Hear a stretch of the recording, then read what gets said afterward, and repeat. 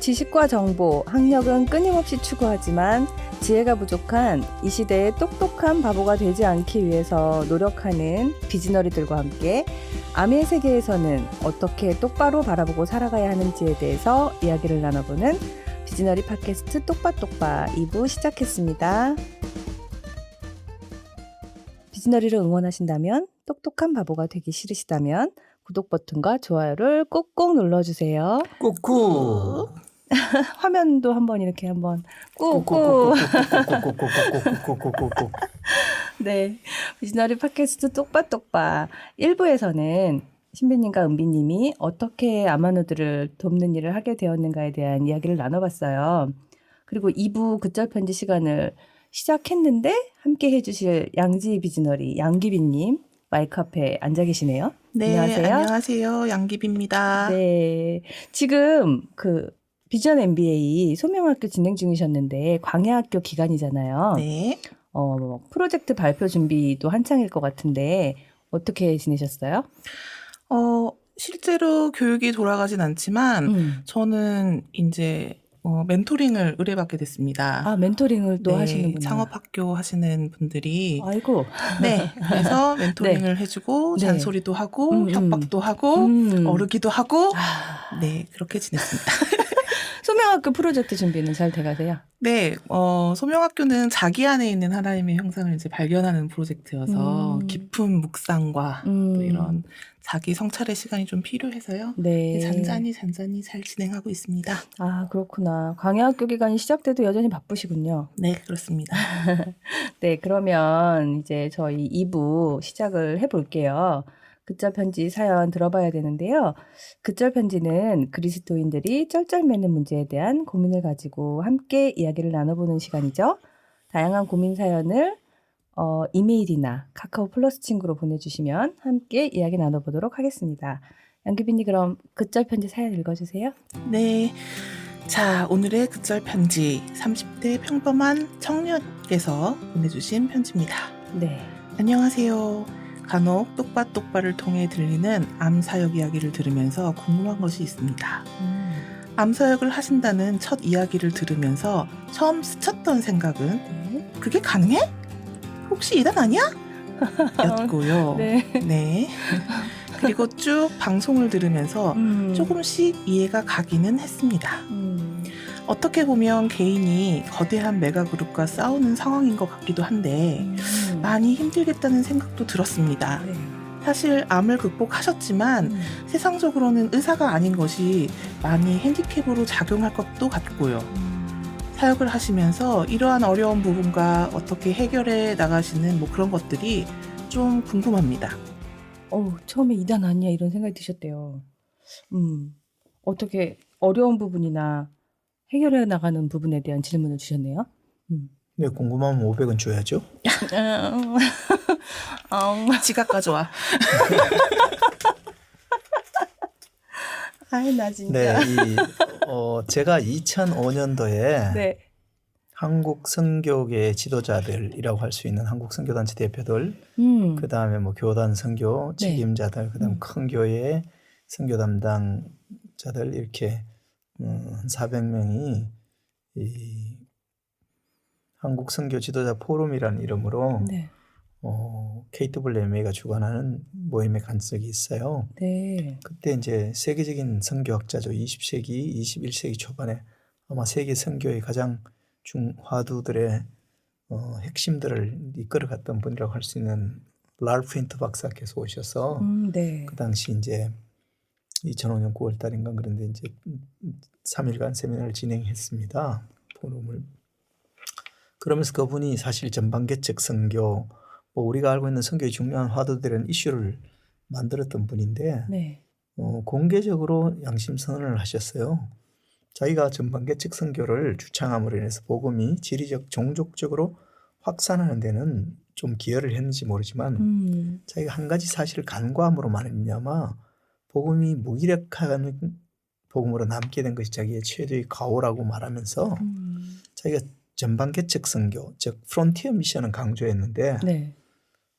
미션 프론티어 뭐냐면 복음이 응대해서 변화시켜 가야 될 삶의 영역들에 대해서는 전혀 말하지 않는 간과해 버렸다는 거죠. 그러므로 말미암아 복음은 삶의 실제에 있어서는 별로 영향력을 못 끼치는 네. 그런 무기력한 복음이 되게 만든 것이 자기의 최대의 과오라고 하면서 그러면서 21세기 복음이 응대해야 될 가장 선교의 격전지가 네. 암, 이 캔서의 영역이 될 거라고 그랬어요. 아, 왜냐하면 복음이 한 번도 네. 성경의 진리가 질병의 영역을 적극적으로 다루지 않음으로 말미암아서 사람들을 질병의 공포, 특별히 암의 네. 공포 속에 남게 만든 것이 큰 복음이 이 선교에 있어 역기능이다. 그래서 이제 뭐냐면 전방개척 선교라고 하는 지리적 종족적 전방에 대해서만 강조했지 영역적 전방개척을 전혀 뭐냐 하면 언급하지 않은 것이 최대의 과오라고 얘기했는데 아, 네. 2005년도에 제가 그 세미나를 들으면서 굉장히 냉소적이었어요. 제가 냉소적인 이유가 뭐냐 하면 종례 시간에 네. 선생님이 이제 뭐 차렷 경례하고 인사하고 이제 가방 들고 가면 될 것 같은데 갑자기 흑판에 뭐 잔뜩 적는 거예요. 뭐 적나 봤더니 숙제를 적는 거야. 그걸 기분 좋아할 학생이 있겠어요? 없잖아요. 이제 전방개척 선교라고 그러면서 1,500개 언어만 성경 번역하면 되고 3,000개 종족만 복음화 시도를 하면 될 것 같은 이 미완성 과업의 완성, 피니싱 타스크 이런 이야기를 하는 시대에 네. 갑자기 영역적 전방이라는 선교의 과업이 주어지면 선교가 너무 복잡다단해지고 일이 많아지는 거예요. 네, 새로운 숙제가 주어진 네, 느낌이네요. 그러니까 저도 이제 별로 그것에 대해서 동의하지 않는데 저뿐만 아니라 거기 앉아있던 400명의 사람들이 다 그랬어요. 그런데 제가 그러고 난데 2006년도에 네. 암에 걸렸죠. 정신없이 낫겠다고 막 했는데 네. 2007년 6만까지 그렇게 했는데 그렇지 못하고 그 위에 제가 암이 뭔지에 대해서 계속 알아가고 네. 했을 때 저는 이제 두 가지 이제 도전을 만나서요. 첫 번째는 뭐냐 하면 암이 뭔지에 대해서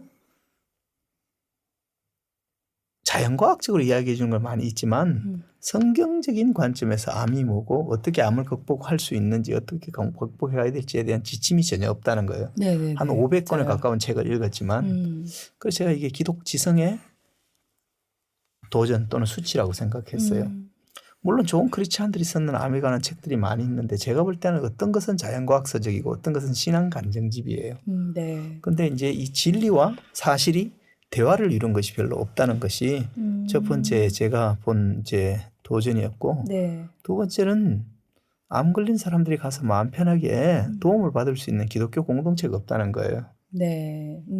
뭐 한두 군데 없겠습니까만 굉장히 퀄리티가 안 좋든지 네. 또는 뭐냐면 신뢰하기 좀 어렵든지 그런 부분들이 있었던 것이 기독 공동체의 도전이라는 생각을 하게 됐고요.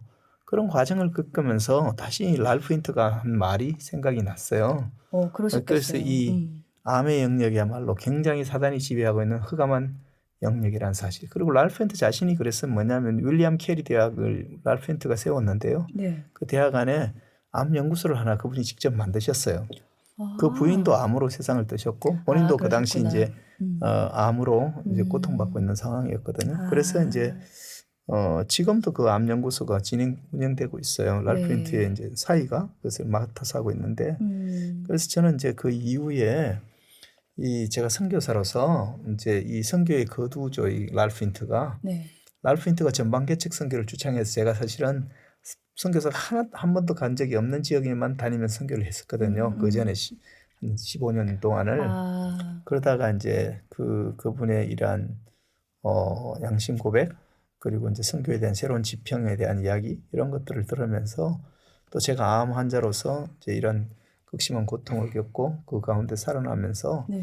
내가 하나님이 이 암의 영역에 진리가 뭔지 그리고 이제 이 암의 영역에 대해 진리를 자유케 하는 뿐만 아니라 하나님의 복음의 진리로 이 암의 영역을 통치하는 그런 일들을 해야 되겠다라는 이제 그런 하나님의 소명을 깨닫게 된 거죠. 그렇게 해서 이제 이 암 사역을 하게 됐고요. 네. 근데 사람들은 이렇게 생각해요. 성경이 가치하고 의미를 주는 데는 굉장히 유효하지만 사실에 관해서는 과학이 다룬다고 생각하죠.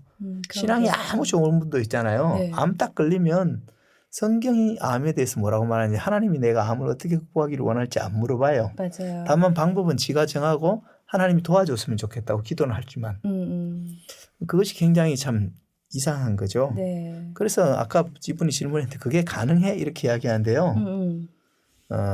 세상의 모든 문제를 가장 확실하고 온전하게 해결하는 것은 하나님이세요. 맞아요. 그리고 하나님이 네. 그 성경의 진리를 통해서 그것에 관한 가장 올바른 증거를 제공해 줄 수 있는 거죠. 그래서 시편에서는 하나님 말씀이 내 발의 등이고 내 길의 빛이라고 그러는 거죠. 그죠? 그것이 뭐 관념적인 이야기뿐만 아니라 삶의 실제 속에서도 실제. 그렇다는 거죠. 네. 그래서 저는 그것이 얼마든지 가능한 거라고 생각하고요. 그다음에 또 한 가지는 뭐 메가그룹들하고 싸우는데 굉장히 힘들겠다. 그냥 의사가 아닌데 어떻게 이거 하는 데서 굉장히 어렵겠다 하죠. 그런데 저는 그렇게 생각해요. 잠언 26장에 보면요. 게으른 자는 길에 사자가 있다, 거리에 사자가 있다 하느니라 이렇게 말해요. 말한다 그래요. 네. 문제 중심적으로 지적하는 것이 게으르다고 성경은 말해요. 물론 그런 문제들이 있죠. 그러나 저는 그렇게 생각합니다. 하나님의 사람은 문제가 있냐는 것을 보는 것이 아니라 이것이 해결돼야 될 일이냐 아니냐 하는 관점에서 생각해서 하나님 앞에서 일부 올바르게 해결돼야 될 일이라면 나머지는 방법을 찾을 수 있다고 생각해요. 네. 그래서 저는 문제는 뭐냐 하면 누가 싸웠냐가 문제가 아니라 그 상황 속에서 진리가 뭔가를 드러내고 진리를 밝히면 되는 것이고요. 네. 어둠이 아무리 어두워도요. 빛이 켜지면 어둠은 물러가는 거거든요. 그런 관점에서 저는 누구랑 싸우기 위해서 이걸 하는 게 아니라 그 영역의 빛을 비추기를 원하는 겁니다. 그다음에 또 한 가지는 의사가 아니라서 그런데 물론 의사가 아니기 때문에 약점이 있죠. 근데 암에서 나은 의사가 암 환자 암을 다루는 의사들이 암 걸려본 건 아니잖아요. 그렇죠. 그리고 자기가 암에서 나아본 건 아니잖아요. 그런 점에서 뭐냐 하면 제가 암 걸렸고 극심한 말기까지 갔고 그다음에 나은 그 경험이 네. 물론 하나의 경험을 모든 객관화할 수는 없지만 그러나 저는 그런 내부자로서의 경험을 갖고 있고 또 그것에 대한 체계적으로 제가 공부도 하고 책도 여러 권 썼죠. 네. 뿐만 아니라 제가 제 혼자 하는 건 아니고 그래서 이런 문제들을 해결하기 위해서 창조생명학회라는 걸 의사들과 또는 이제 이런 의학에 관련 의료에 관련된 종사하는 분들 또는 다른 보험 그런 건강에 관련돼서 관련된 분들이 함께 모여서 네. 학회를 운영하면서 우리에게 필요한 지식과 경험, 정보 또는 이러한 관계 등들을 네. 서로 나누면서 체계적으로 이러한 부분들을 해나가고 있습니다. 그래서 우리 질문하신 분께 네. If God's will, there is a way and to find it. 만약 하나님의 뜻이라면 길이 있고 그것을 찾을 수 있다라고 내비게이터의 창설자인 도스틴 트롯맨이 이야기했는데요. 그것이 아마 제가 저는 그렇게 믿고 있고 또 그렇게 진행해 오고 있다고 말씀드리고 싶습니다. 저는 이 질문을 딱 읽으면서 그 생각이 들었어요. 개인이 거대한 메가그룹과 싸우는 상황, 개인이 작은 한 사람이 네. 거대한 것과 뭐가 생각나는데? 뭐가 생각나죠 지금. 근데 요즘 그게 좀 계속 연상이 돼요. 내가 세상에서 되게 작은 자로 이 세상에 뭐 저 같은 경우는 문화예술가로서 네. 이 정말 돈에 쌓여 있는 예술계를 이렇게 보면서 내가 과연 될까라고 할 때 그 그림이 떠오르는 거죠. 저의 물맷돌을 들고 나아가는 그런 답은 딱 이코르로 돼 있는 것 같아요. 아 이게구나. 가능하구나. 네, 네. 가능하구나. 가능해 이러셨는데 세상에 가능해 이렇게. 가능해 이렇게 되는 거고 어제 우리 신비님께서 저에게 보여주신 책자가 하나 있었어요. 제가 그걸 보면서 네. 뭐라고 해야 되나요? 그 파리똥만하게 제 얼굴이 나와 있는 사진.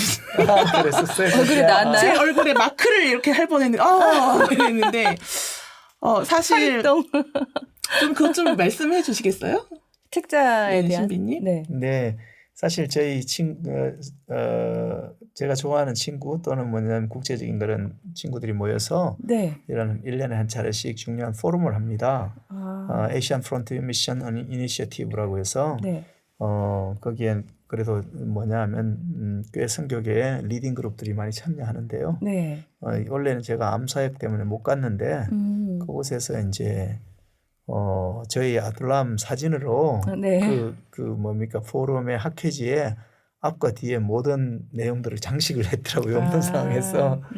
그리고 그곳에 이렇게 썼어요.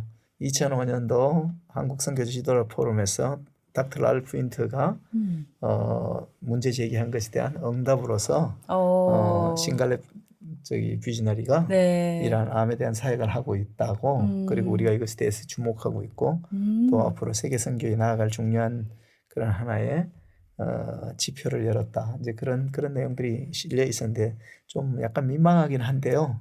그렇다고 제가 뭐 외진 지구의 한 모퉁이에서 일을 하지만 네. 그렇다고 문제는 뭐냐면 이것이 이단적인 접근이거나 이비던스가 없거나 객관적이지 않는 것이 아니고 세계 선교회가 함께 이것들을 이루어가기 위해서 기도하고 또 방향을 찾아가고 연구해 가고 하는 일이라는 걸 말씀드리고 싶어요.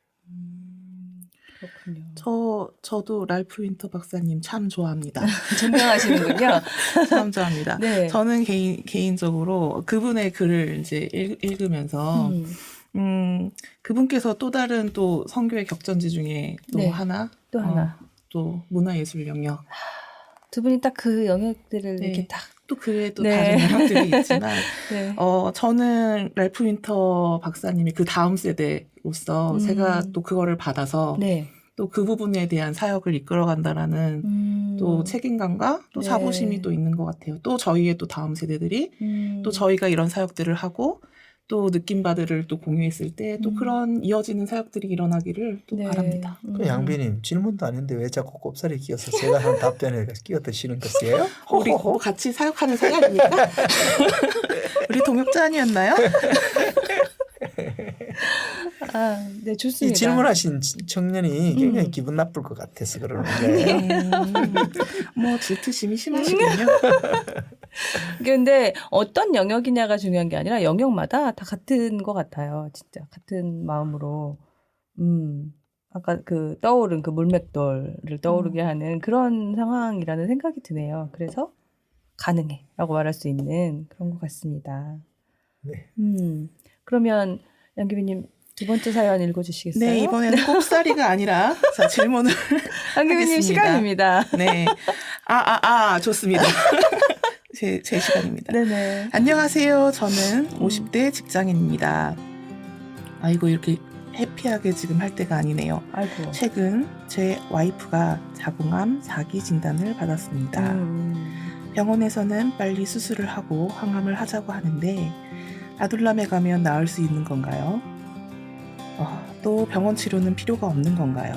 이렇게 단순하게 하지만 굉장히 다급한 어투로 이렇게 또 질문을 해주셨습니다. 네. 사기 진단을 받으셨는데. 예, 이분이 사기당하신 건가? 근데 이분은 굉장히 이제 화급하게 이런 질문을 했겠죠. 네. 성경에 이분의 질문을 들으면서 이런 생각이 떠오르는 구절이 있는데요. 네. 형통할 때는 기뻐하지만 공고할 때는 생각하라. 생각하라. 예. 근데 사람들은 형통하면 오만하고요. 공고해지면 신경 끌려고 생각해요. 근데 이분이 제가 질문을 던진 거 보면 이분이 네. 평소에 지성이 없는 분은 아니겠지만 네. 굉장히 어떻게 보면 질문이 루드하잖아요. 예를 들어서 같은 질문을 제가 그래 서울대학병원이나 현대아산, 삼성의료원에 네. 그 병원에 가면 암에서 나을 수 있어요? 이렇게 말하면 그 병원에서 예 오세요 나을 수 있어요 낫게 해줄게 이렇게 말할 수 있는 병원은 없을 거예요. 없죠. 예. 그냥 그렇게 말할 수 있는 병원이 있긴 있어요. 그런 병원을 일컬어 돌팔이라고 이야기하죠. 쉽게 말할 수 없죠. 이렇게 돌팔을 제하고는 이렇게 말할 수가 없죠. 그래서 뭐냐면 아둘람에 오면 나을 수 있나요? 이렇게 물어보신다면 저는 yes and no라고 말하고 싶어요.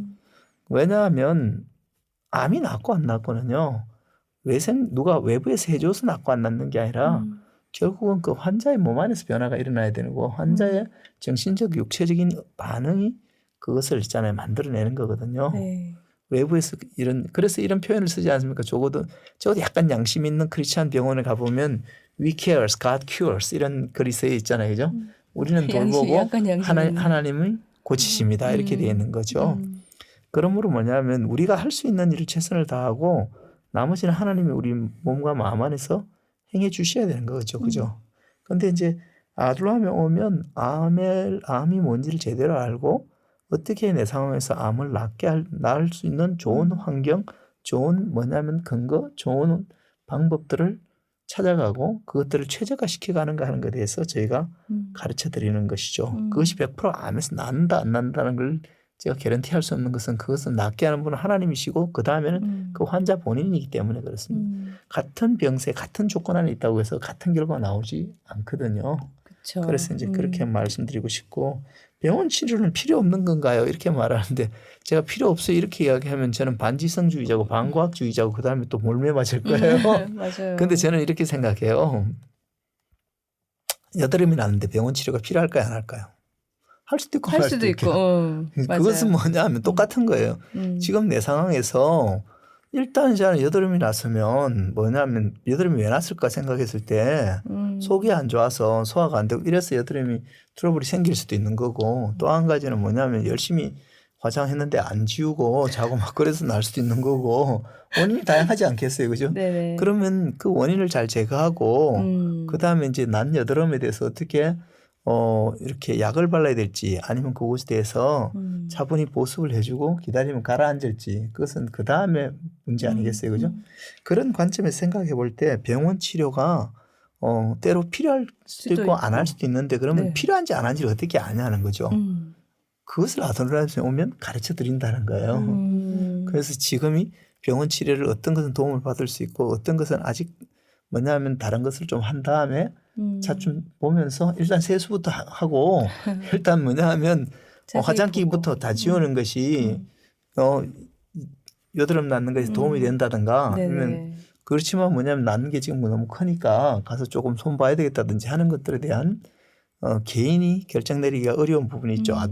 뭐냐면 암은 여드름하고는 좀 다르니까 그죠? 그쵸. 이제 그런 것들에 대해서 저희가 최소한 그런 것을 분별할 수 있는 지식을 가르쳐 드린다는 것이죠. 아무래도 암 진단을 더 크게 받으면 이렇게 생각이 멈추게 되는 것 같아요. 너무 이렇게 겁나고 두려우니까 그때부터 이제는 그냥 거기 가면 나을 수 있어요라는 말이 너무 듣고 싶어 하시는 경향이 많은 것 같아요. 실제로 아까 일부에서 은비님이 그런 말씀하셨잖아요. 어느 날 진짜 갑자기 이거는 갑자기인 거죠. 갑자기 암환우의 가족이 되었다. 본인도 그렇지만 가족들도 되게 막 그쵸. 정신 없을 거고 당황하고 이런 상황에서 저도 이제 잠시 아둘람에 머물었던 시간들이 있었는데요. 네. 사실 병원과 의사에게는 하지 않는 질문을 이렇게 많이 하시더라고요. 이런 식의 그러네요. 질문들을.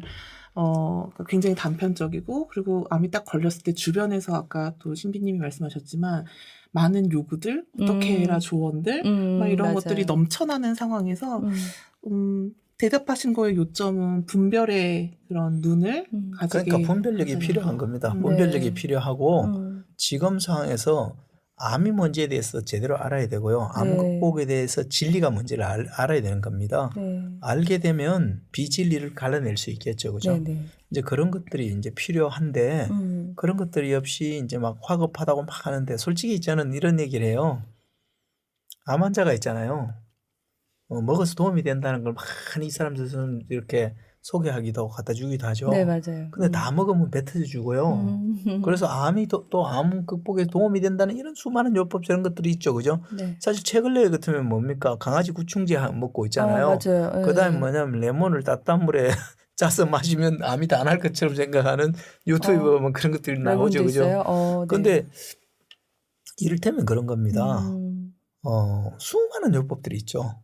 네. 근데 사실 그 좋다는 걸 다 하면 어떻게 돼요? 과로사에서 죽어요.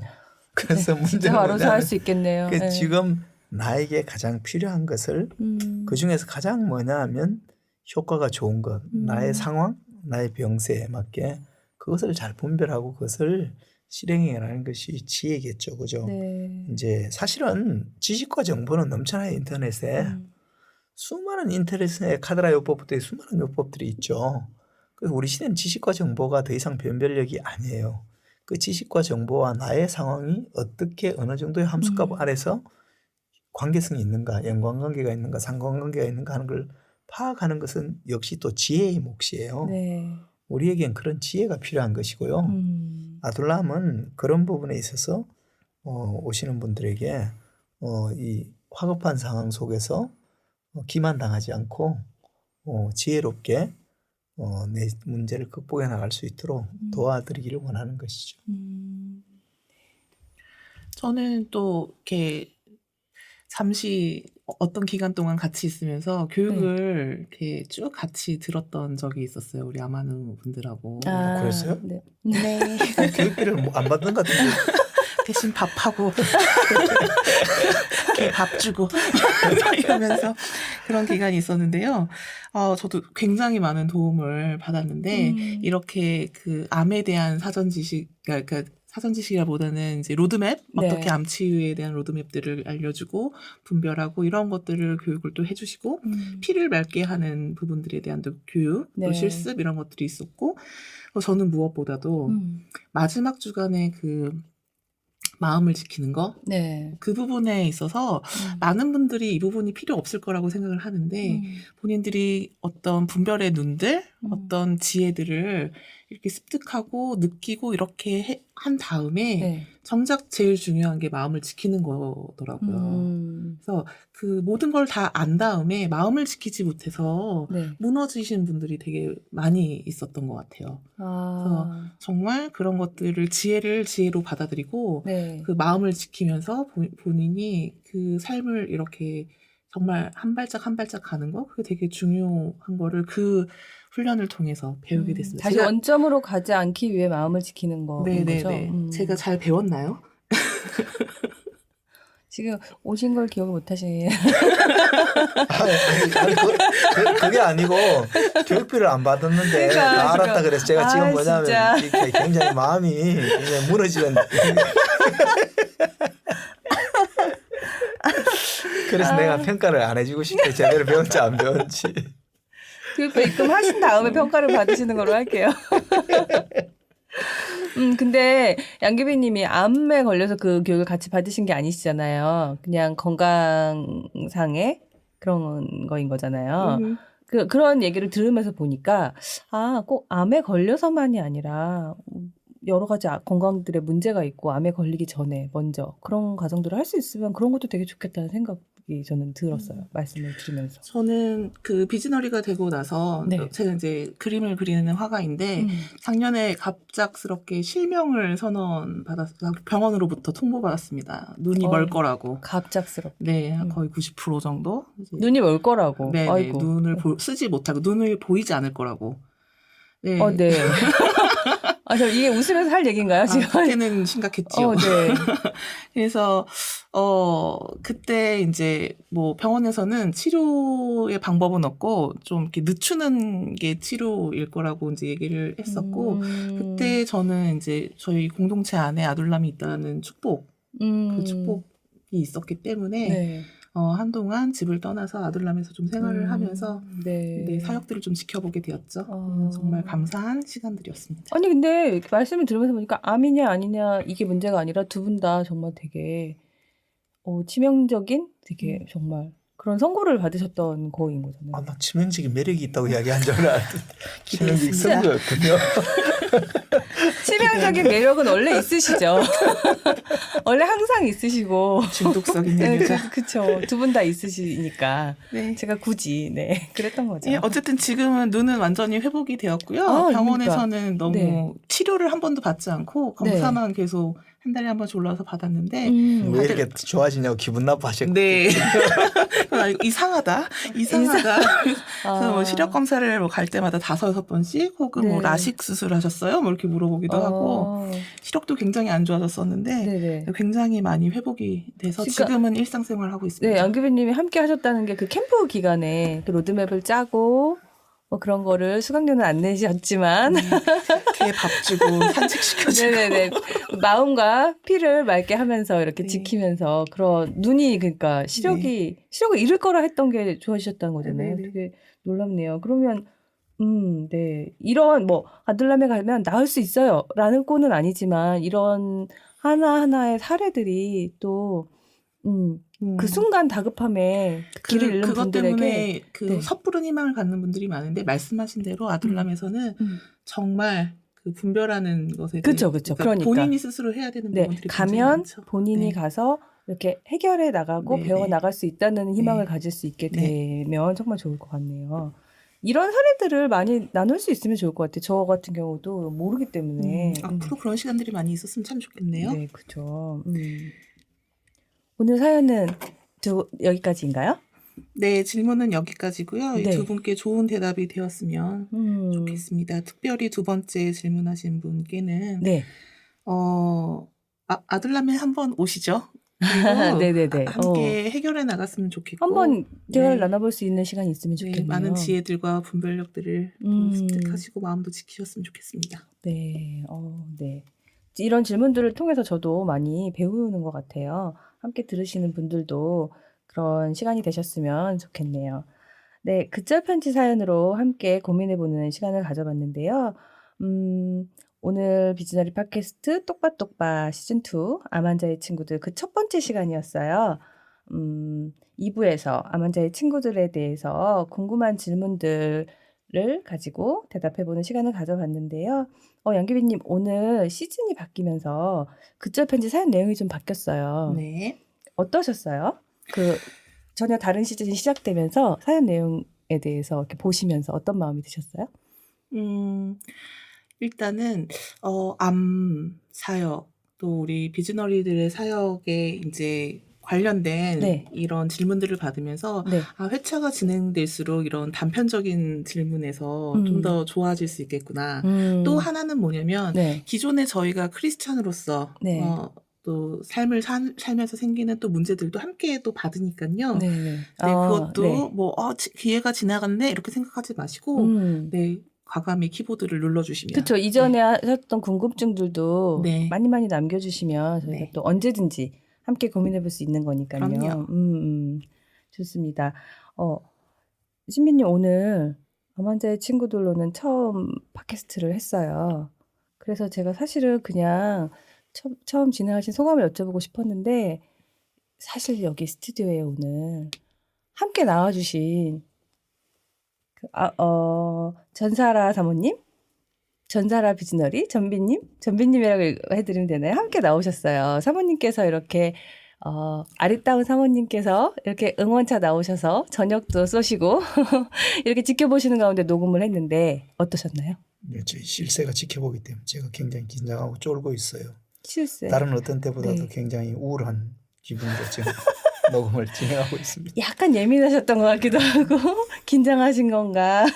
집에 가면 그러셨구나. 혼날 것 같아서 굉장히 온화하게 지금 지켜보시면서 맛있는 오늘은 밥도 어쩌면 사주시고. 베란다에서 손 들고 그냥 저녁을 세워야 될지도 몰라서 지금 제가 쫄고 있어요. 알겠습니다.